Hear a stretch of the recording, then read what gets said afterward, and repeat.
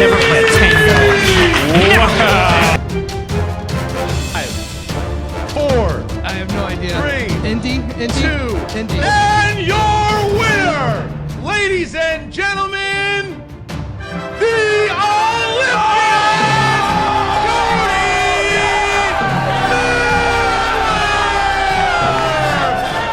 Miller! All right, folks, welcome back to this week's episode of the Schmoedown Rundown. My name is Aaron. I will be your host once again for this episode. I am joined by an esteemed panel today. I have, as always, my right-hand man, the stat man of Schmoeville, the man himself. It is Frank. What is happening, dude? Hey, how's it going, everyone? Good to be back here again, talking all things Schmoedown. Had an interesting week in matches, so I'm one more so than the other. But so I'm looking forward to talking to you about it. Yeah, man. And we're not alone. We have a distinguished guest this week, if you will.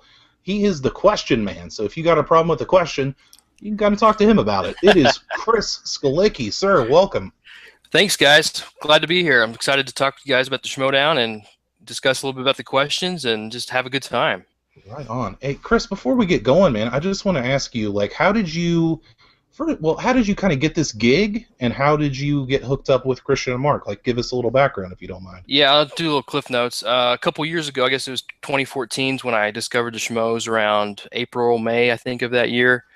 Found them through Movie Talk and followed them for a few months. And then I think one day on Movie Talk, they started talking about, how to get involved in the space, like the movie blogs and podcasting and all that stuff. And so I just kind of started messing around with my own blog.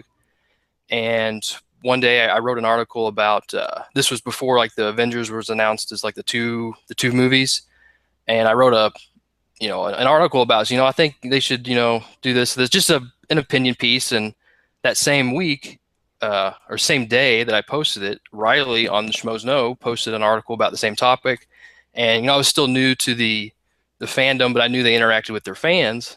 And so I just tweeted him a link to my article, just say, hey, I thought, this, and this. And then he writes back to me, asked me if I would was interested in my article, thought I did a good job, wondering if I would join the writing for the site. And so that's how I got involved first with Schmoes. And then come the Schmoedown tournament, the 2015 tournament, they had the writers for the website do the questions. I ended up kind of becoming the point person on that. And then so when it came around to the league on Collider, they approached me and asked if I would be interested in being their head question writer for their Schmoedown. Wow, awesome. And it's something that they do so well with the Schmoes is it's all about fan interaction. Mm-hmm, and it's absolutely. Everybody kind of gets it's like a big community, man. Just like Schmoeville, everybody gets a piece of the pie almost. Everybody's able to interact with these people that we see every week on Movie Talk and Schmoes No Show. So it's really cool that they, people in. They bring you in. They allow me and Frank to do this under their banner. I mean, how cool is that? Like, how much more can you ask for something like that? It's pretty neat, I think. So, I mean, kudos to those guys. Those guys are awesome. I saw a tweet that was weird. It was addressed to Christian, and it was some guy that was like, hey, after you do a Schmoedown, you should try to interact with your fans. I'm like, I don't know of anybody in the space that they are in that interacts with their fans more than the Schmoes. In that whole, I don't know, it was a weird question. Must have been a new guy, but yeah, right. Strange. But man, we got news dropping like crazy this week. We had Christian popped up this morning and announced that the press conference which was predicted here first, by the way, cough, cough. John Rocha and Mark Ellis will be having a press conference tomorrow. It will air on the Collider Video channel, so that's exciting. Can't wait to see how that goes. I'm sure it's going to be very Ultimate Fighting-esque, in my opinion. I'm sure it's going to be great. Also, we got an announcement that TKOs will now be counted as a stat, so you're not just going to have KOs, you're going to have TKOs now, and we're going to find out how that works also tomorrow at the press conference. We're going to find out how that goes down, and we're going to find out some people that already actually have TKOs on their resume, so that's pretty cool. What else That just means I got to add another column to my stat sheet now. Yes, you're going to be very busy, Frank. That's the way we like to keep it. And most most importantly, and kind of out of the blue and strange, was that there's a new championship, guys. We now are in the midst of crowning very soon an Inner Geekdom champion, which Christian kind of dropped a bomb on Twitter that I think kind of went unnoticed for a minute, and then I was like, what the heck? And then as it kept getting passed along, we kept finding a little bit more information. I'm sure we'll find out very soon what that's going to entail, but I know that it will have 5 participants in a fatal 5-way. I don't know what you'd call that even in WWE terms. I have no idea. After fatal 4-way, I have no clue. So, but we'll get to that in a second. I do have to do a quick shout out to Bobby Federa in the sorry if I butchered your name, sir, in the Schmoeville group. Basically, what happened was I put up a picture of an old school style Royal Rumble WWF poster, and I said, "Hey, can someone, put the Schmoedown competitors on this?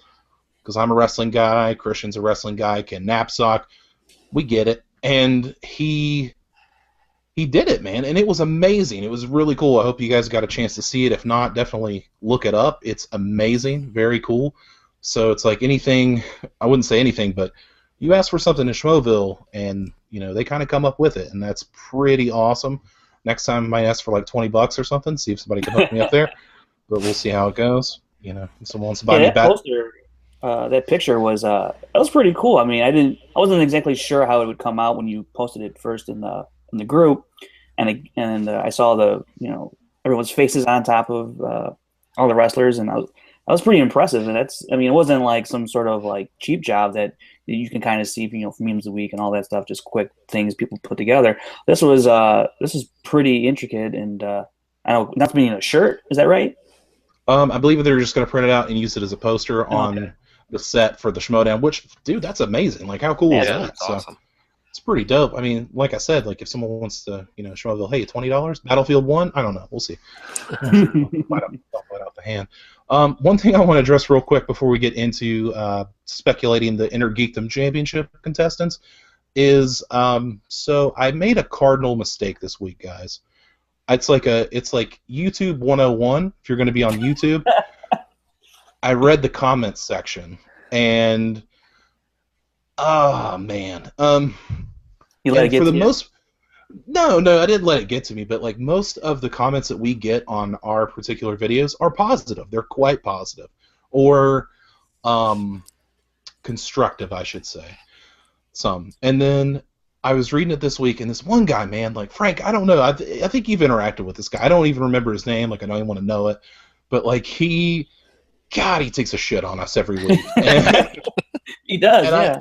Oh my god! And I'm reading it, and I'm just like, this guy did not like. This guy either didn't listen to it, or he's like, I don't know. He's just got it out for me and Frank. I don't know why, but like, I appreciate. Like, I even told him, I was like, dude, I really appreciate your criticism, because I do. I'm not one of these people that, oh, your show is this or that, and you need to fix it. I'm not like, you're stupid. I'm not going to listen to you. I will take it to heart if it's relevant and work on it. So he said we needed to become edgier. So Frank, I've been studying on how to become more edgy. There's a book for that? I Googled it. I don't know, but so this show is now going to be edgier, I think. I don't know what that even means, but we'll just he basically the person, if you didn't read the comments, you should. It's pretty funny. He basically said that we don't bash Harloff enough. And like I said, I don't know if you listen to the show. I'm sorry that I don't criticize what Cobb salad that Christian had for lunch. That's not my jam. I'm here to talk about the Schmoedown, and if they do something wrong, I will criticize as a whole. I think we went into last week with the whole Wolves of Steel, Team Heroes. I mean, we got into it then, so I don't think he, listened to that portion or any of it, which I don't care, But all I know is he's our most loyal commenter. That's all I know. He's our most loyal commenter, and that's great. He's giving us the views. He's helping us without knowing it. So. Exactly. Appreciate you, sir. Appreciate you. So, all right, we'll get that out of the way. Jesus Christ, that was dumb. I'm sorry for even bringing that up. But but yeah, I mean, everybody that comments on the video, like I try to go in and like, hey, thanks for listening. Hey, this or that. Hey, you're right. So I try to I try to interact as much as possible because it's a collaborative effort. So that's why we're here. But the Inner Geekdom Championship, I want to get into that before we get into some recaps. We're going to have 5 possible competitors. And I saw people throwing out names. I have my 5. Do any of you guys have a 5 that maybe you're thinking could be in there? Chris, do you have anybody you're thinking like is somebody that needs to be in that Inner Geekdom Fatal 5 way? I wrote down a couple sets of no one knew, but I had a set of people that we haven't seen that much of, and then I put a set of like an all-star list. So like people I'd like to see that haven't been in it too much would be Matt Nost. I like to see him a lot more because I love top 10. Matt Atchity from Rotten Tomatoes. For sure. You can never have enough Mance. He hasn't been on in a while. Yeah, that's true. And even Andy Signor from Screen Junkies, he's been on one time. Sure. And then I was thinking, Sam Levine, he's been on several times, but he's always good. Or even Jeff Snyder, who hadn't been on very much. Mm-hmm. But then like my all-star list, I think would be like Roka, Dan, Riley, Ellis, and then throw JT in there. He thinks he can beat all those guys, so might as well just throw him into the Rumble. Yeah, man. JT. They go after if they could like target one guy immediately, it'd be JT. Frank, you got any ideas of who you want to see in there? Yeah, I came up with just a really simple list. I immediately thought of Mance. I mean, we haven't seen him in a while, like Chris said, and he's great for the Schmoedown. I wanted to see Elliot Dewberry in there. I think he's got a lot to prove, and we'll get into his match later on, And then I also think Sam Levine because he's like right on the cusp of like doing some big stuff here, and he just can't get quite over the hump. And that's why I'm also throwing in Clark Wolf. Sure. And then just to bounce off of Mance, I want to see Hale Rudnick in there. Oh God. And just because he'll just bring a whole different kind of energy into it, and I just think with the kind of the comedic entertainment value, the smarts between Dewberry, Levine, and Wolf. Not to say that Mance and Rudnick aren't, but I mean, they've proven in the Schmoedown that they're more worthy competitors in a sense. So I think that would be in my opinion, a pretty solid 5. And I can't wait to see what this thing is actually going to look like, no matter who's in it. So that should be a lot of fun. Totally. It sounds like Scott Mance versus Hal Rudnick, father versus son. So that could be like an iconic matchup. So if Rudnick's the robot, like he was for JTB's trial, Justice, not just for the whole thing, that would be amazing. He should have an alter ego. He's Hale Rudnick for one Schmoedown, and then he's the Justice Bot for another Schmoedown, and that's not a bad idea. Have and have 2 separate records and all that. That'd be great. That's not a bad idea. Everybody tweet at Hal Rudnick and tell him that he needs to do that. So that's a good idea. But I kind of went pretty straightforward with it myself. Like I kind of thought in my head, I knocked a few around because I wanted Mark Riley. I mean, obviously Mark Riley has all around knowledge. He's got the horror. He's the Superman guy, so he's got that kind of knowledge. Robert Meyer Burnett. We've seen him once. Who better for a Geekdom Championship than a sweaty like Robert Meyer Burnett? Comics, Star Trek, the whole gamut. Yeah. I feel like he's got to be in there. Sam Levine is, both you guys said. I would say Sam Levine has to be in there. John Rocha. I mean, he puts on the outlaw persona, but he's also a nerd at heart. So you got to have the outlaw John Rocha in there. And I also, for a half second, I was like, man, they should put John Schnepp in there. And I was like, no. And then I said, no, because he's going to come in, and he's not going to care, and I'm not going to like that. So probably come out with like pie on his plate or something. I don't know. Oh God! But I also thought about Elliot Dewberry as well because Elliot on his channel those two guys together have a lot of knowledge. But like you said, Elliot has something to prove. I think he would be a great contender in this title match. So yeah, I think those 5 going at it could be really awesome. You guys had some great suggestions as well. I want to know what Schmoeville has to say. So definitely comment on the video who you think is going to be in the top 5 for the Inner Geekdom Championship coming soon, probably in December at the Schmoedown Spectacular. That's going to be pretty awesome to see. Can't wait to see a new championship belt. Now, let's jump into the reason that we're here. Let's recap some Schmoedown action. First of all, we're going to recap the team match from this week, which was Machinima ETC. Are they even Machinima anymore, or are we just going to call them ETC from now on? Anyway, it's Ricky and Elliot at 1-1 versus the Real Rejects, which was Greg and John in their debut. Frank, I'm going to start with you. What did you think of A, the debuting Real Rejects team, and B, just the match overall?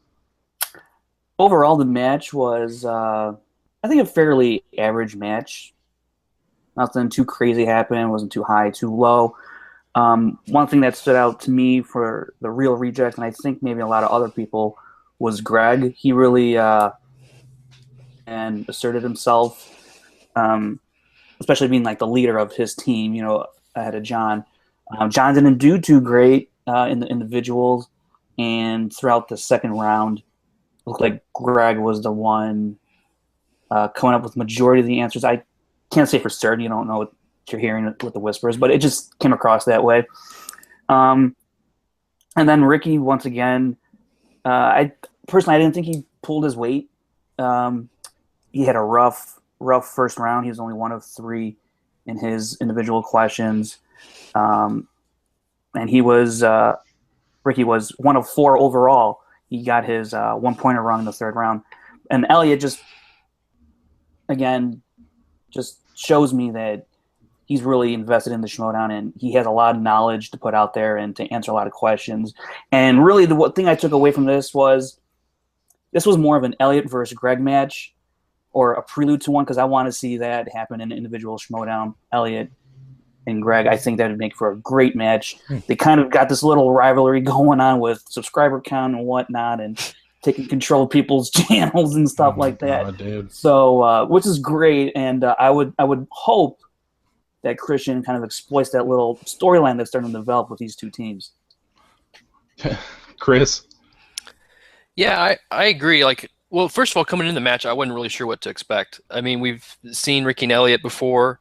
Like you said, Elliot usually has done a lot better than Ricky has. And then Greg and John, I've seen a few. I've watched a fair share of Real Rejects videos, and so I kind of knew their personalities and what they might know or might not know. I actually enjoyed watching the match a little more than I thought I would.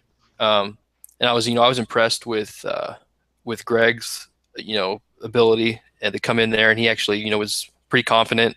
Even though those guys were goofing around, he knew his stuff for the most part there. And Elliot, he's always he was firing off those answers in round 2 before Christian even finished, or whoever was reading the questions. And then they come down to the last question. But yeah, I wouldn't mind seeing Greg and Elliot a little bit more in the individual match. But I thought I was a little bit more. I was more impressed with the match than what I thought just going in just on name alone. I'm with you guys there. I didn't know what to expect kind of coming into this, but I'm with you, Chris. I kind of enjoyed it more than I thought I would. I didn't know much about the Real Rejects. I kind of checked out some stuff on their channel. Dudes that like to have fun, and they definitely brought it more than I thought. Yeah, they had some slip-ups here or there. Greg not talking into the microphone, which was kind of weird. But yeah, he kept turning around. I was like, dude, talking to the microphone. But I loved his shirt, so there, compliment sandwich. But yeah, it was a good matchup. Elliot when they got Scorsese in round 2, boom, boom, boom, boom, knew him almost. It was great. As far as subscriber count goes, that was very weird, a weird storyline for me, because it kept coming up. It came up once, and I was like, ooh, that was a burn, because I looked up the numbers, and ETC has 923,000 subscribers. That's a rounded number.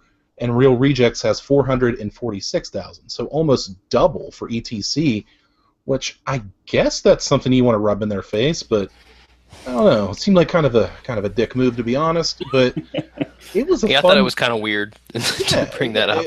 Very odd. It was a fun matchup. I think we definitely got to see the Real Rejects could be one of those fan favorite teams. I feel like you're going to have a good time watching those dudes anyway, and they like to have fun, and that comes across very well on screen.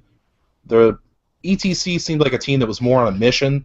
They wanted to get in, they wanted to get out, and they made a challenge at the end of the contest. We'll get to that in a second. Let's talk a little bit about what happened in round 1. ETC goes 4 of 6. Real Rejects go 3 of 6. In round 2, ETC goes 4 of 6 for 8 points. Real Rejects 5 of 6 for 9 points with a steal. In round 3, where it doesn't. Round 3 is usually not the turning point round, but for whatever reason this week it was. Real Rejects goes over, gets nothing in round 3. ETC gets the victory, 15-13. And now ETC has challenged the team of Scott Mance and Jason Inman. So, Chris, I kind of want to start with you on this. What do you think about a potential match between ETC and Team Trek, I guess we're calling them? That's a very interesting match. Like, Jason's got the comic book movie knowledge down. Mance has got, probably like the Oscar movies and the sci-fi, and then Ricky and Elliot. I mean, who knows what Ricky knows half the time, and then Elliot's pretty good. But that'd be an interesting. I mean, because there's such different personalities too. I mean, yeah, Mance is very energetic and excitable, but then ETC they come in there and they can throw some zingers at you, maybe throw you off a little bit. I don't know. And Inman, he's pretty chill. I mean, he knows his stuff too. So that'd be a very interesting dynamic, like different personalities, clashing, and be interesting to see how each team kind of plays off each other. And who knows, ETC could get in Mance's head and just keep bashing him about the match they had last year. When they beat them on the last question with the betting round, they could really zing some one-liners in there and get Mance ramped up, and who knows. So yeah, I'm definitely in for that. Frank? Yeah, I think it seems like it would be a pretty even match, which I think what you kind of want to see early on with newer teams, especially as they build up their record and their resume of who, and as they make their way towards maybe a title shot. Man's always an interesting character. I think no matter what setting he's in. Inman, I think he's still got something a little more to prove, because he's still, a lot of his questions have been comic books oriented, more or less. So I think he wants to get in there and probably show that he knows more than just that. And I think, if I had to pick, I'd actually probably pick Mance and Inman over ETC, just because you don't know what you're going to get out of Ricky. I know ETC, they beat Mance's previous team with Alicia Malone. So, and it was, it was a different format back then. Mm-hmm. And so with this second round, especially because it's all collaborative, I think Mance probably has a little bit more knowledge that he can share with Inman and vice versa and fill in those gaps. Whereas I'm not sure with Ricky helping Elliot fill in his gaps. So I think that's why I would probably lean towards Mance and Inman, but I think it would be a great match, an entertaining match, and definitely an even one. Yeah. Yeah, I mean, as the teams grow and we get these new teams, we're going to need new rivalries. And if we can get a rivalry between ETC and I want to call him Manson, but it's Inman and Mance. Good Lord. But anyway, we need to build some rivalries, and the fact that, there's a little bit of bad blood there anyway, and even though Alicia Malone's not there, we love her, it's still going to be it would still be a great matchup in my opinion, and I would love to see that develop as a rivalry down the road where Mance and Dewberry are going back and forth. I think that would be a fun dynamic. But not only that, man, it was announced kind of casually as well that the Real Rejects' next opponents will be the Wolves of Steel. So right away, they're 0-1, the poor guys, making their debut, and now they get fed to a pissed-off Clark Wolf and Mark Riley. Frank, how do you see this one going? This, if you follow any sort of college basketball, this is like a team that should have been in the big tournament, going to the NIT tournament, and playing against these lowly teams. That's what the Wolves of Steel is compared to Real Rejects. Oh, no. The Wolves of Steel had an unfortunate loss. Now they're in the bottom rung, and they're going to face these lower teams like the Real Rejects.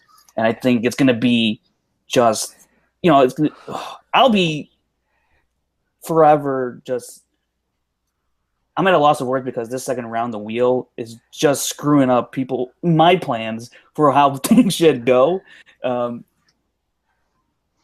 Wolves of Steel doesn't pull off that win, I don't even want to say pull off, just has a solid victory, I will be really surprised, especially if Clark Wolf has another rough go of it, because Riley did pretty well on his end. Wolf got some, she got an iffy round of questions, if you will. Sorry, Chris. So, so hey, there's your edge, guys. There it is. We're criticizing people on this show. Damn it. But I'd be really surprised if Clark didn't, have a much better second team match. And, we've only seen one match from Real Rejects. Maybe John shows up and we have a hell of a match. So, but I would still lean towards Wolves of Steel.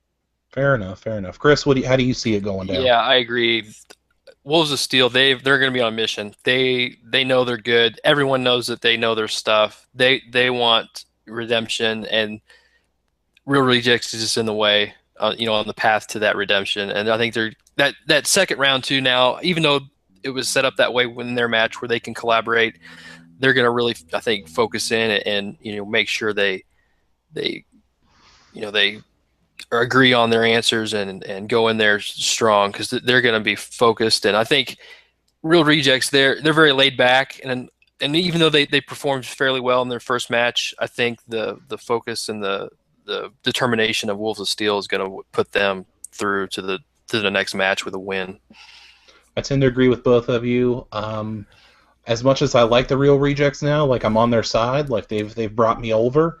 But now I'm saying these poor guys just need to go run and hide, because here come the Wolves of Steel, man. I'm not kidding when I say it. Like, they are pissed off. They feel like they should have won that match against Heroes. They're two very hungry competitors. They're both on losing streaks. It's not something that they're used to. So it's like, and it's in a different sense, but I'm making an analogy. It's like Tom Brady, man. Tom Brady gone for 4 games. Tom Brady comes back. Who do the Patriots play? The Cleveland Browns. What does Tom Brady do? He absolutely destroys them. So I see the Wolves of Steel doing the exact same thing to the Real Rejects. Nice dudes, just not wrong place, wrong time. Yeah. For the Wolves of Steel. That's just how I see it going. But, we got another match from this week. And, I don't think I'm overstating it to say it kind of turned into a circus, but in a good way. Like a good circus. And it was Olympic gold medalist Cody Miller in his debut going up against every man's hero and the somewhat delusional JTE. Good Lord, what a matchup. Man. That just, I think, exceeded everyone's expectations. Chris, I'm going to start with you this time. What did you think of Cody Miller's performance, A, and B, the match as a whole? Oh my gosh, that was such a blast to watch. Their entrances alone were amazing. I don't know if anyone can top. No one can top coming out to the Olympic theme, wearing an Olympic gold medal, and that was incredible. And then JT, I'm not familiar with that song. I've heard it before. I know I should know it, but that's Kurt Angle's WWE thing. Oh, okay. I'm not a wrestling guy, but I knew it was some wrestling thing. But that both of their entrances were amazing, and I was pulling for Cody just because he was a new guy, new one in the, who wasn't pulling for Cody, I think, at that point. And so to see him kind of, struggle a little bit for the middle of the match there, and JT was just like running away with it for that ending. I was like, I couldn't believe that JT went 0-4 at the end, and it was just such a fun match to watch. I was on the edge of my seat. It was great. It was so much fun. Absolutely. Frank? Oh, this was a horrible match. But it's like a car accident. You just got to keep watching. You can't believe your eyes, and it was horrible right off the bat for Cody. I was like, man, just one? He got one question right. I could, and then JTE. Okay, before I go any further, I just want to drop some little interesting facts about this match that I was going through my my data, if you will. And so now Cody Miller, if you take away everything that happened in the 2014 tournament and just this iteration of the Schmoedown, Cody Miller is only the second player to win by answering only 6 questions correctly. He answered only 6, and he's only the second player to do that and come out victorious. The other guy, you guys know who the other guy was? Was it Makuga? I don't know. I'm not sure. That's a good guess, but it's... Is it JTE? No, it would be funny if it was JTE. I think just since Very it started on Collider? Very recent, yeah. Finstock. No, it was actually Sam Whitworth. Against wow. Okay. Okay. Yeah. Okay. He only answered 6 correctly and was able to win. The other tidbit here, Cody Miller's score percentage, which was 40%, is the 3rd lowest score percentage ever recorded in the Schmoedown. That's just ahead of Campia, who had like 33%, and El Miembe, who had like 36%. With that said, Cody Miller, 40%, is the lowest winning score in the Schmoedown in this iteration. Okay, it doesn't stop there. JTE, he is only the second player in the history to go 0 for 3 in a 3rd round when he has had the opportunity to answer all 3 questions. The only other guy to do it was Mance when he faced off against Merle. Okay, so this has and I don't know if I should get into. Maybe I'll wait for the end of we get to the end of this recap. But I have another just amazing stat. I told Aaron earlier in the week. There's an amazing stat on JTE that I'll save for the end, just so we can leave off with that. But this match just had too much. It didn't seem like it had a lot going on in it, but when you look at it compared to everything else that's happened, it's just bizarre. It's so bizarre. Yeah. It's a circus in the best way possible. I agree with you. I had a problem, I should say. Well, not a problem, but there was a question in round 1 that kind of came off wrong, and it was the John Carpenter question, where it was, name 2 of the 5 films starring Kurt Russell that are directed by John Carpenter. Well, the problem with that question is there's only 4. Not that it was a big deal, but I knew it right away. I was like, bam, Escape from New York, Escape from L.A., The Thing, Big Trouble in Little China, because John Carpenter's my favorite director, Kurt Russell's one of my favorite actors, and I was like digging for the 5th. I was like, well, he wasn't in The Fog, he wasn't in Halloween, what was it? And then I like looked it up, and I was like, well, there's only 4. Not a big deal, who cares? They didn't get the question right anyway, so it doesn't matter. Well, JT got it right, but it didn't matter anyway, but it was just kind of a weird, what the heck? And then dare I say on that one, actually, I think I could probably because most of the time Ellis and Christian will write questions, and I was looking at the document again. I think what happened was, and I think they caught this before, they just didn't change it in the question, is there is a 5th one, but it's a TV movie called Elvis, and I think like in the document it's got like them all listed out, and like when I first looked at it, I was like, okay. And then I saw your notes, and I was like, well, wait a minute. And so I went and looked it up today. And so I think what happened, they probably put those in there and then realized it, and they just didn't change the number on the document, which luckily, 2 of 4, it didn't matter. Right. JT got it right. Didn't matter. But I think at first they probably looked up a list. They saw 5 and then realized, oh, that's TV, take it out. So luckily it didn't affect anything, but I just wanted to throw a little thing in there. Probably, I think what happened on that question. So did you see that? That's part of being edgy right there. We had a dialogue going back and forth. I was wrong, and it's fine, and it was edgy. I liked it. It was good stuff. There we go. Okay, yeah, we're rolling on it. Okay, the second question I had a problem with, which has nothing to do with how the question was read or anything. How in the hell, as red-blooded American males, do you not know that Maverick in Top Gun's real name is Pete Mitchell? Oh man! You want to talk about John Rocha banging his head on the wall, dude? I was driving in traffic. I was listening to it at first, and I went back and watched it, and I almost like wrecked. I was on I-4 and almost wrecked into the guardrail. I was like, "You got to be kidding me!" How does it happen? I can give a little pass to Cody Miller. He's a younger guy. But JTE, dude, come on, man. That is, dude. Like, I even know Pete Mitchell's dad's name is Duke. I didn't even know that. So hey. Yeah.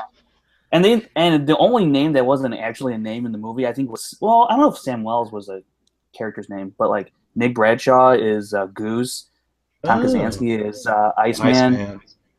And so I was like, come on, like I grew up basically on that movie. I'm as old as that movie, and as a kid, I would grow up watching that movie. So I know everything pretty fairly well about Top Gun. So I was like, Pete Mitchell, dude, come on, he's mad. Like, especially for JTE, I was like, there's no. How does he get that wrong? Well, even after he got the multiple choice too, like exactly, it wouldn't. You know, I could maybe see it if you didn't take it, you just took a guess, hoping to get the 2 points.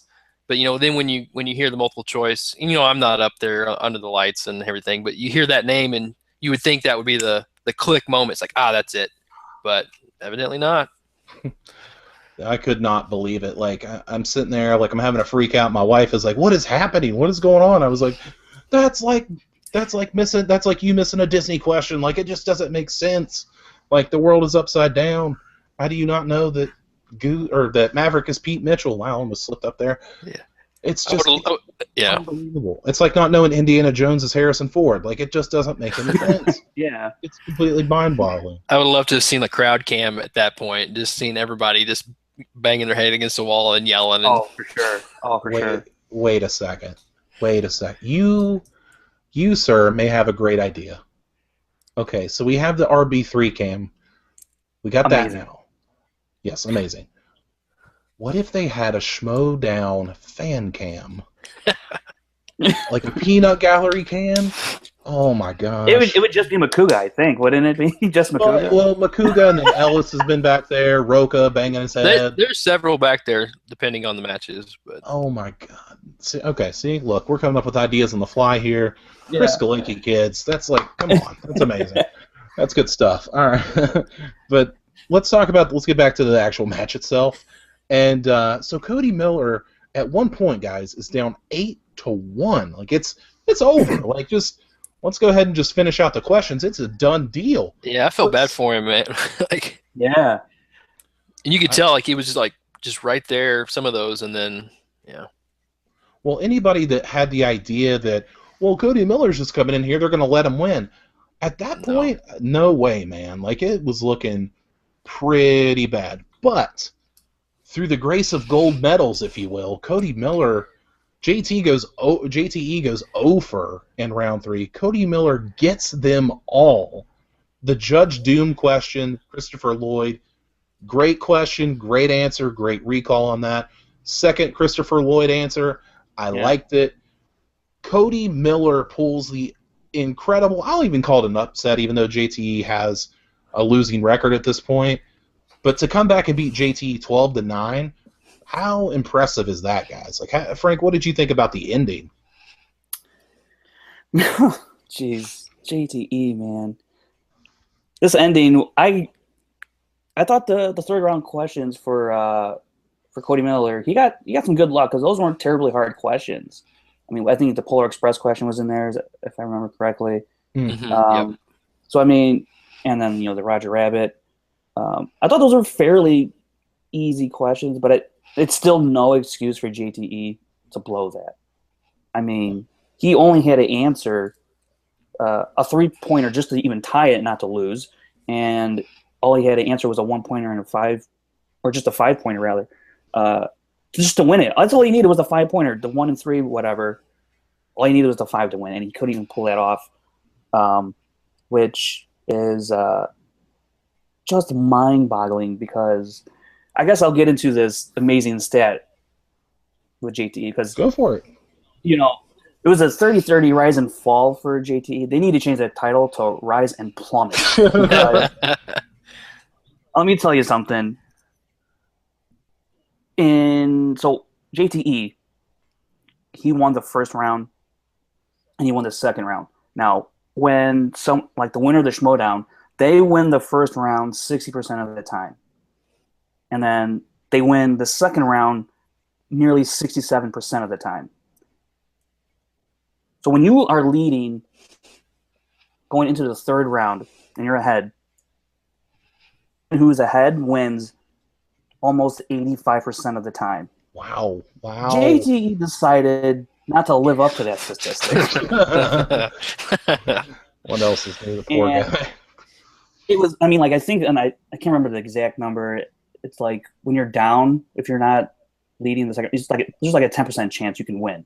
So Cody Miller, against all odds, which apparently he's been doing his whole life, comes through.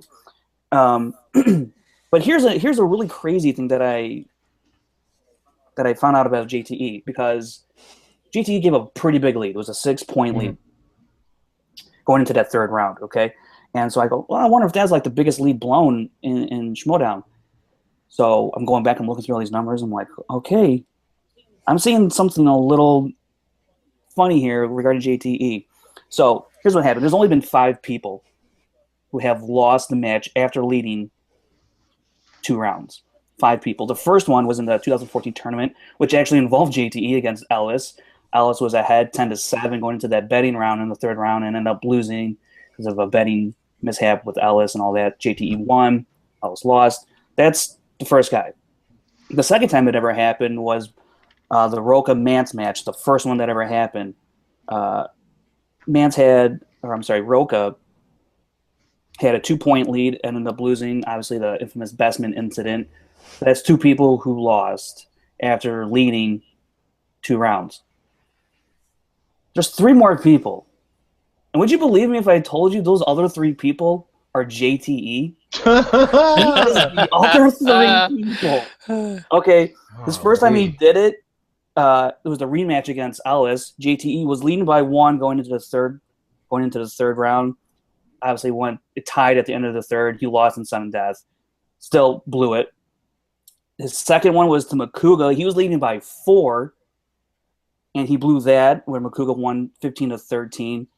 And now he just blew a 6-point lead to Cody Miller to lose 9-12. He now owns the number 1 and number 2 biggest, chokes in the league, and it's JTE. He's 3 of the 5 people. I was like, you got to be kidding me.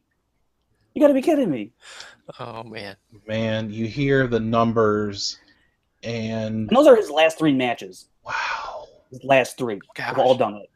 Every man's hero is every man's loser right now. Oh. This guy. I mean, when I saw that, I was like, I can't believe this. And he's gotten progressively worse in the third round. Against Ellis, he answered the 3- and 5-pointer.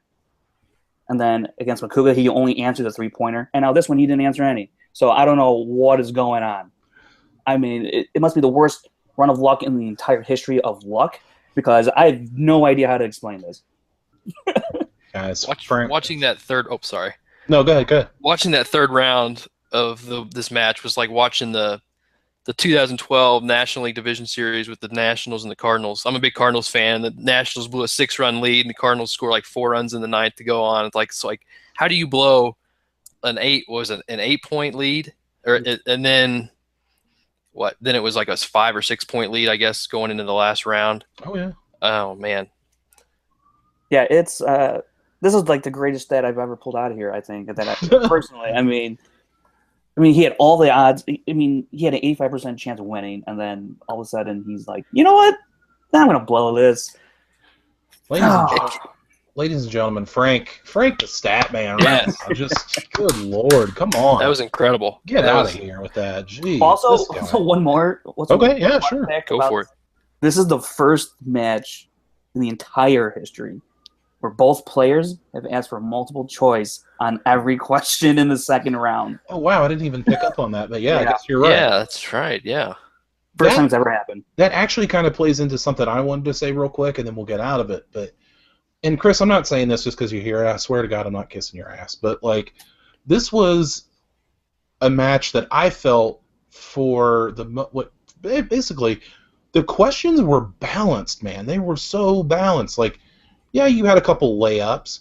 Yeah, you had some questions that were kind of difficult. And then you had some really tough ones. And it was a nice balance on both sides, because usually it kind of feels like some people get more better questions than others. And that all plays into their strengths and different things. But for the most part, I felt like this particular match, the questions were so balanced, and it was a real test of actual movie knowledge, as opposed to getting into your particular strength. Am I wrong on that, or like did you guys feel that way too? Yeah, I thought some of the questions were, yeah, there were some layups, like you said, and there's some pretty tough ones. And like just my own personal knowledge, I didn't do that well on this match, and No. so I thought it was a pretty good overall match. I mean, regarding the questions. So I mean, and with that said, it means JTE probably should have won, but you know. Yeah. Well, that good. That makes me feel good to hear. I'm glad that they, I thought they felt pretty balanced as far as you try to get some easy ones, hard ones, middle, but that's all subjective depending on who you are. And then coming up with the multiple choice ones too, like those. That's a part of it that some people I don't think about when you're coming up with the alternate answers for these multiple choice. The other ones, they have to be just as likely to come up. But yeah, I thought they did I didn't even think about that. All of them picking the multiple choice, but tried to get a good variety of, movies from the various categories in there. Yeah, absolutely. Like I said, it was a circus in the best way. I'll say it again. It was a lot of fun. I think it's probably the most fun ending of a Schmoedown, with everybody picking up Cody on their shoulders, and that's a cool moment. Yeah. And I hope we'll get to see him again. I have a theory about Cody Miller that we will see him in a Schmoedown again. I have a feeling, guys, and let me just put this out there too real quick. I don't have any inside information. I don't know what matches are taking place. I don't know who wins beforehand. I know as much as you guys do. So please do the comment on Facebook that I know the outcomes. Knock it off. But anyway, Jeff, we have a possible situation here where Cody Miller has beaten JTE, one half of the Patriots. What about the other half of the Patriots? What if Jeff Snyder challenges Cody Miller to a Schmoedown? How would you see that going? Would that be something you would be interested in, Frank? Do you think Jeff Snyder coming back for his buddy, his teammate JTE, to go against Cody Miller? Is that something you would want to see? Not really, to tell you the truth. Okay. Because, I don't know, maybe I can't. It's hard to judge Cody Miller on this one match in terms of his knowledge, so that's a little unfair. But I've seen Jeff Snyder, and I don't know if Cody Miller can match wits with Jeff Snyder, because that second round, Cody misses a question. Jeff Snyder's going to do what he did to El Miambe and scoop those points up and knock him out. And I would. You have to say at this point that Jeff Snyder is a better competitor than JTE at this point. So if Cody Miller can barely squeak by JTE. Unless Cody Miller gets Harry Potter on the wheel, there's almost no way I see Cody Miller coming out ahead. And if I feel that strongly about that outcome, I'm not sure I really want to see that match just for revenge kind of sake. If Cody Miller wants to be more involved or can be more involved in a Schmoedown, I'm all for it against, maybe like people who still need where wins are a little more newer to the league. I think that makes sense. But Snyder, he's a top 10 guy in my opinion, and could be even a top 5 guy. But I just don't see how Cody Miller can hang with Snyder. Fair enough, Chris. Are you going to second Frank and tell me I'm dumb? I'm not going to tell you you're dumb, but I am going to agree with Frank. I think with Cody, I think there's a difference, and I think I would, if I was out there too, you're a movie fan and you know a lot about movies, but then a lot of these people, they talk movies every day. They write about movies every day. It's on the tip of their tongue, or it's, the front of their mind. So like there's a lot more dialogue going on. And Cody on Movie Talk, he knew his stuff. But you get out there, you don't know what type of question you're going to get, what category you're going to get. And, if you have, a few strengths in a few categories, but then the others, you're kind of middle of the road, you could get like, say, Oscars or something, and you could get a couple questions from the last 2 years, you may know, but you could get a question from the 1940s. Film from there, you just never know what you're going to get. And I think Jeff's probably got a little bit wider knowledge range there than Cody on some of that. Maybe if it was like an exhibition type match where it was a little bit more specific or narrowed down categories, to where it was more for fun and more for maybe like what Frank said, someone who hasn't competed too much yet. Instead of having him compete against someone who's been in the league, been in several matches and kind of got a feel for the different categories and type of questions and getting comfortable in the setting. Yeah, fair enough. Okay, so basically that was a really terrible idea, so we'll throw that out. All right, moving on. Guys, we're going to do some previews for the upcoming matches this week, but before we do that, we're going to take a short break. So hang with us, and we'll be right.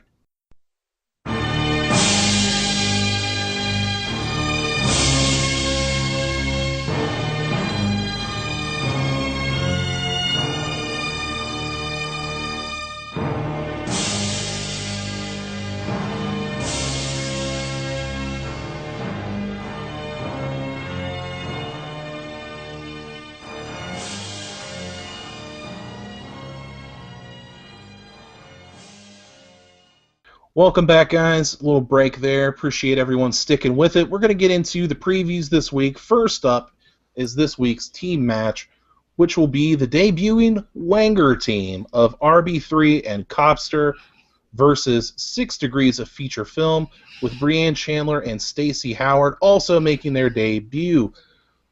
Guys, we're getting new teams. I like it. We get to build some rivalries here, like I said earlier.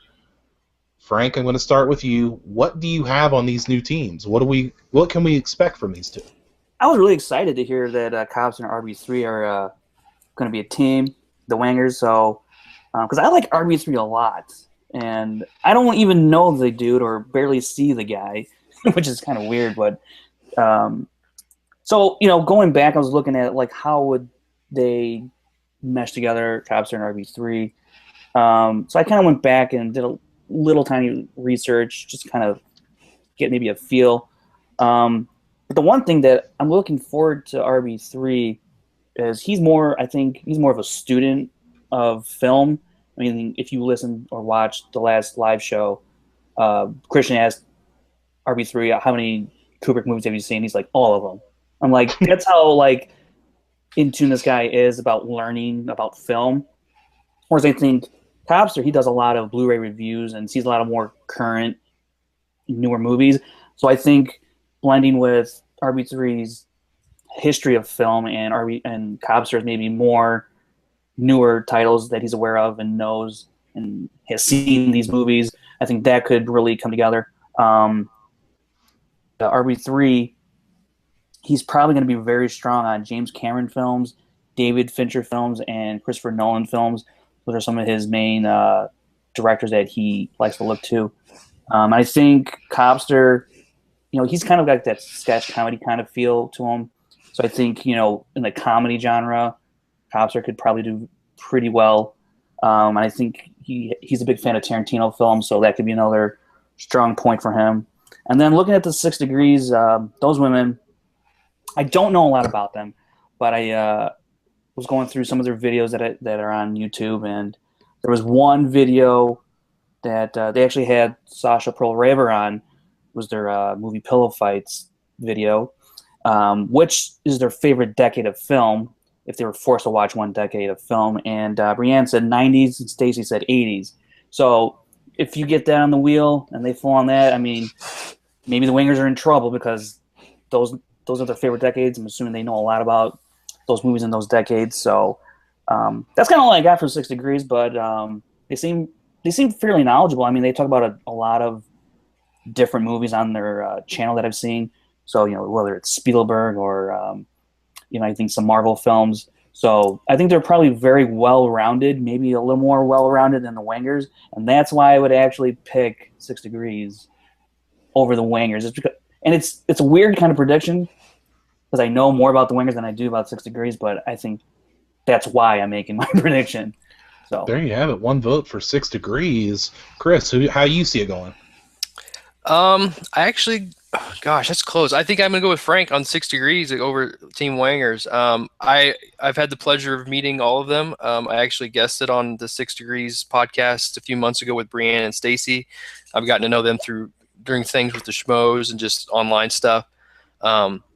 they in their show they talk about all different kinds of films. I know Brienne and Stacy, like when they're doing their podcast, they're watching new films to talk about, discussing a lot of different films. When I was on there, they talked about some films I've never seen before. So I know a little more about kind of what their strengths are. I think too, if they put musicals or romance or something like that on the wheel, I think that's going to be a really good strength and could be a problem for maybe the other guys. Though you make a good point though about RB3 there, Frank. Being a student of film, he could be the silent assassin or whatever, come in there and just drop some knowledge that he's still new to the show. Everybody's kind of learning him. Everybody knows he knows his stuff, but he could really come in there. And Copster, like you said too, his Blu-ray reviews, and I mean he's a really good big fan of films too. But I don't know. I got to pull for my girls, Brienne and Stacy. There it is. 2 votes for 6 Degrees. It kind of leaves me in the awkward position of. Sorry, Copster. Yeah, man. I mean, gosh, poor Copster getting a promotion. Now just buried by everybody on the panel. But RB3, I talked about him last week. Great dude, always on point, hooking me up, like amazing stuff. I haven't had the chance to talk to Copster or anyone else, just really RB3. So, I can't really add anything that you guys haven't already said. They know, student of the film. Copster's got the more recent knowledge. 6 Degrees, I'm not too familiar. I did go back and watch some of the videos this morning, just trying to get myself familiar. There's a lot to be said about talking film every day. I think when shows like Movie Talk, Film HQ, stuff like that, where you get to talk film with a bunch of different people about a bunch of different genres, and they do that on 6 Degrees. They don't do that so much on the Wanger show. They don't talk about they don't do like genre-busting film on there. So I think the advantage does lie with 6 Degrees of film, and I'm going to go ahead and just topple the poor Wangers. It's going to be a 3-0 sweep. I got 6 Degrees of film. I think 6 Degrees of feature film, excuse me. Brienne and Stacy, I think their debut is going to be wonderful. I think they're going to take a 1-0 record against the poor Wangers. So, poor Wangers. That's not to say that I'm definitely rooting for the Wangers, but I like those guys just by default because I don't know. Yeah, great. That's what this is going to turn into. That's exactly what Copster needs as a producer. Yeah, this little controversy, but yeah. I think it'll be a fun match to watch. 2 new teams, 4 new competitors. That's going to be just a lot of fun just to see how they go, how they play off each other. And if, who knows, depending on how the questions go, if they just have fun and just enjoy themselves. So either way, I think it's going to be just a fun match to watch. There it is. Also, if I could if you're really good at video editing, you're listening to this, after the match, could someone please put together, because I just know it's going to happen, just a smile count montage of RB3. I think after every right answer or wrong answer, there's going to be a smile. There's going to be something from RB3 that is going to be amazing. And so one thing I'm going to keep track of, my new staff for RB3 will be the smile count.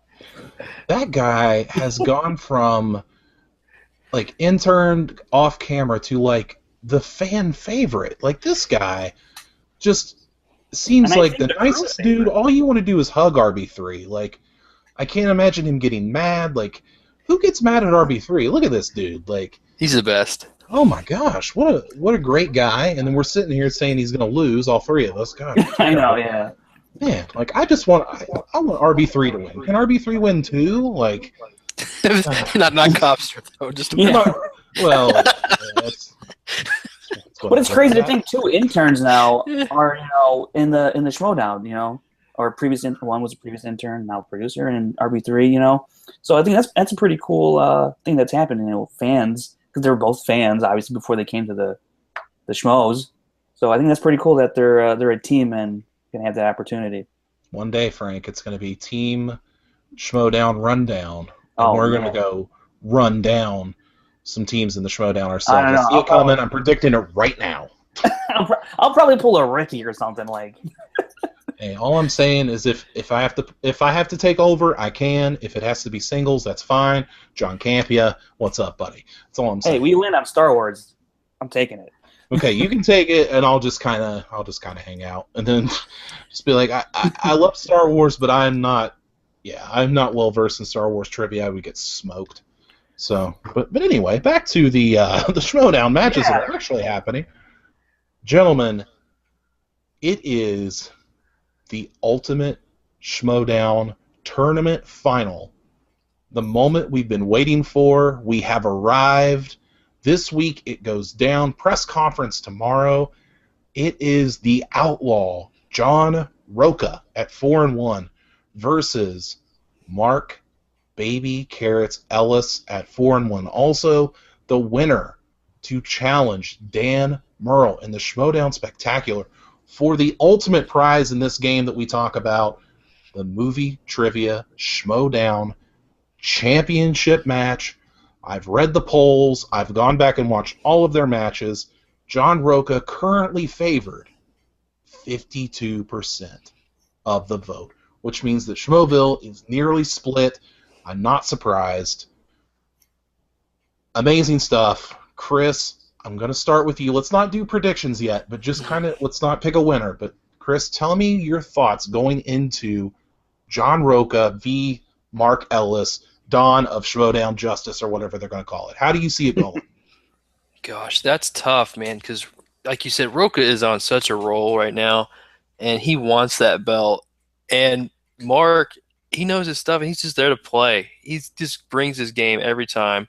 I think, I think Mark's gonna, be calm but throw the jokes in there when he wants to. Roka, I don't know which persona is going to come out, if it's going to be the stoic, quiet Roka, or if it's going to be the one that's a little bit more laid back and just trying to enjoy it, but still intense.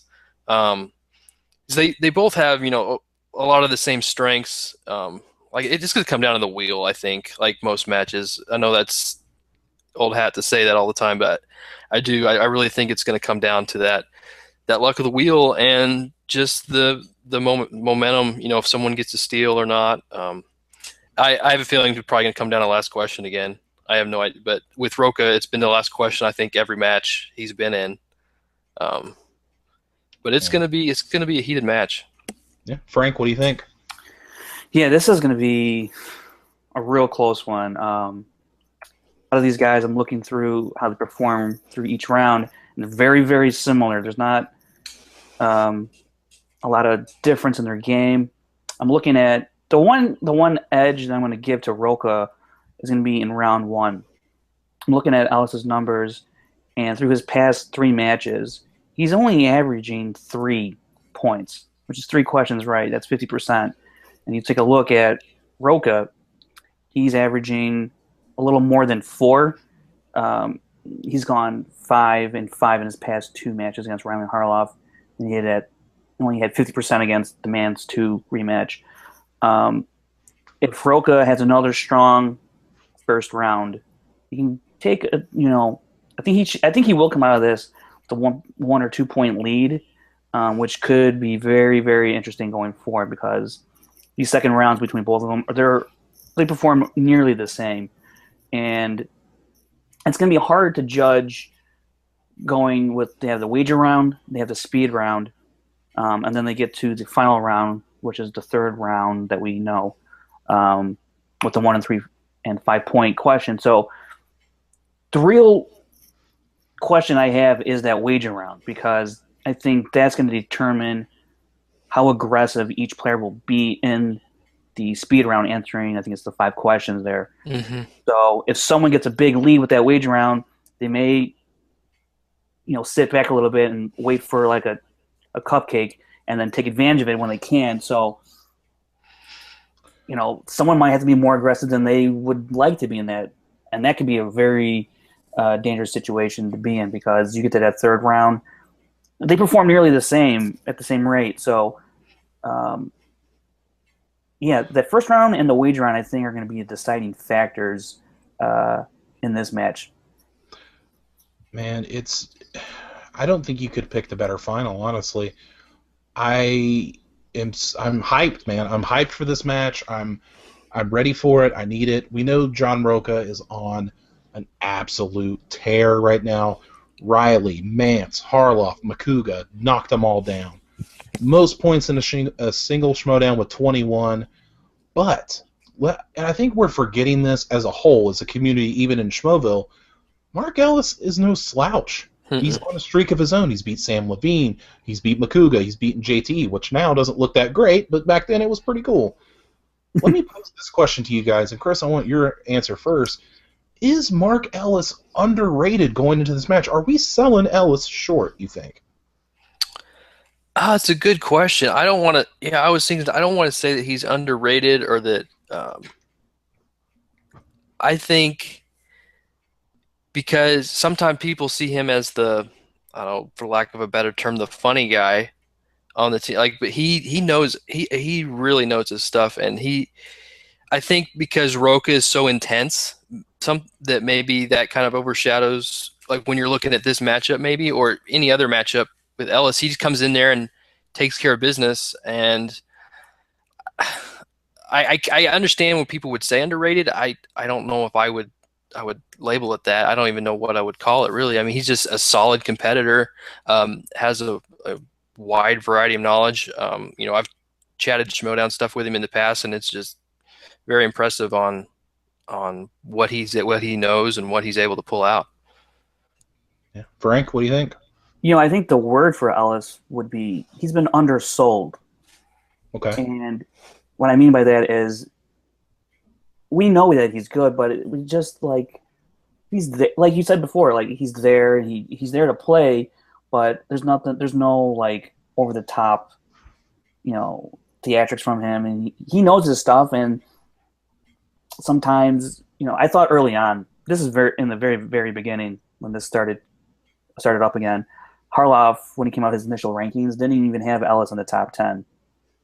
He had Gray Drake over Ellis, and I thought that was absurd because you just look at what he did in the 2014 tournament compared to what Gray Drake did. And so I thought from the beginning, I'm like, why are we downplaying Ellis? I know he was going to be in a match for a while, but Gray Drake went just as long without a match. So I didn't really understand that. Because when I look at the numbers, and you can look on the Schmoeville or the Movie Trivia Schmoedown Facebook page, I post a whole table up there. You can take a look at his numbers, and he's right up there. So the fact that I don't hear Ellis as, or I guess people out there don't believe that he's as strong, that he's under, I don't know. It just, don't shy away from Ellis that he's not going to bring some A game in that. Okay, he beat Makuga. Okay, people don't have a ton of respect for Makuga in this league, but he did beat Sam Levine. And that says a lot. As former New York Jets head coach Herm Edwards said, you play to win the game. That's what Mark Ellis does. He plays the people in front of him. He plays the games that he's given. Can't help the fact that he got Makuga or whatever. It doesn't matter. Mark Ellis comes to play every single time. It's that, I've said it before, it's that quiet confidence. Yes, he tells the yucks. Yes, he does the dancing. Yeah, he comes out to friends in a weird T-shirt with Josh Makuga that's creepy. That was great. But once he sits down in that chair and the lights are on and the microphone is in front of him, Mark Ellis is laser focused to the point where, yeah, he's still doing the joke thing, but man, he's on fire. He knows exactly what he wants to say. There's almost points where he doesn't even stop to think about it. He's like, oh, well, it's this, and he's right most of the time. So I think with the rise of the Outlaw and the Outlaw Nation and the Roka World Order and the whatever the hell you want to call it, I think we forget about Mark Ellis. It's like, here's John Rocha, this larger-than-life, stone-cold Steve Austin style figure, and then here's merely Mark Ellis, for lack of a better term. He's there, and Mark Ellis is just going to come in and do his thing, and we love Ellis, and we'll never say anything bad about Ellis, but he's just Ellis. And to me, that's kind of doing him a disservice. That's just me talking. I think this match is going to be incredible. I really do. I really think this is going to be one for the ages. This is almost, to me, your championship. Yes, they have Dan Murrell down the road for the title, absolutely. But this is your championship. This is the match you want to see. And I cannot wait for it. I want to go round table real quick. Frank, I'm going to start with you this time.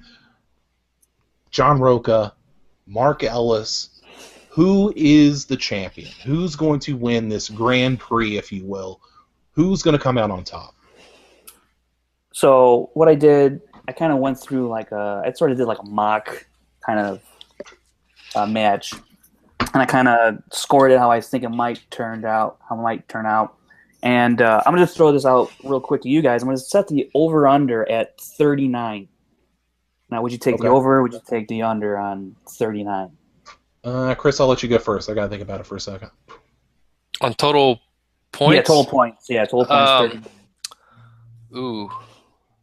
Just so you got 5 rounds, so you got potential 6 points in round 1. You got potential 8 in... Yeah. Mm-hmm. Round 2, yeah. You get the wager. Let's see. I forget. There's a limit on the wager, right? Isn't there like a 3 or 5 point wager limit? Didn't they add that? I should know this. I can't remember. I want to say that sounds right, but I can't remember the point. The speed. Yeah. I'm gonna go over. Okay. With 5 rounds, I'm gonna go over. I'll take over as well. I think 5 rounds makes quite a difference.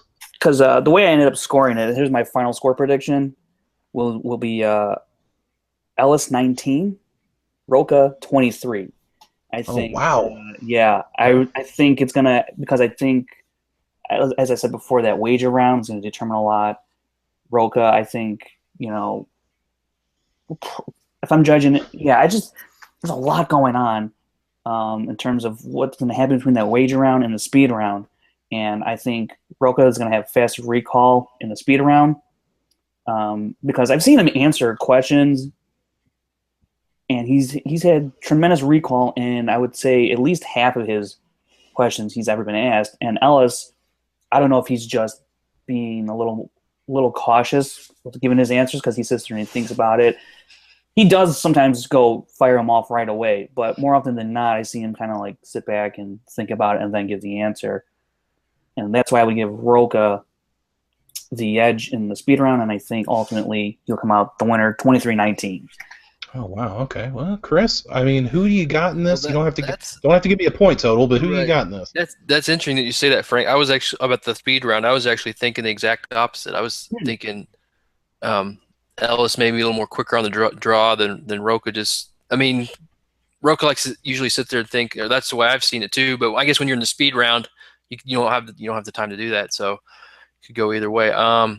Gosh, you see, that's where the aggression's going to play into. Yeah, that's true. And I I see it, both of them playing it very conservative on the wager round. I don't know if that one will come into play as much, because they spin the wheel for that round, and that'll depend on it too. But I'm going to give the slight edge to Mark. I think. Like you were saying, Aaron, like he comes in very loose, but he sits down. He's very focused, takes it seriously, and Roka does too. But I think Mark is going to edge out Roka this time. And I think Roka's streak is going to come to an end, and I think we're going to have Ellis facing Dan. Okay, there you have it, 1-1. Oh man, deciding vote. I like it. It's kind of an interesting situation. I even had to take a puff off of my inhaler just now. So I'm so nervous about this match, but man, I don't see it coming down to a particular round. I just think of the knowledge that they both have.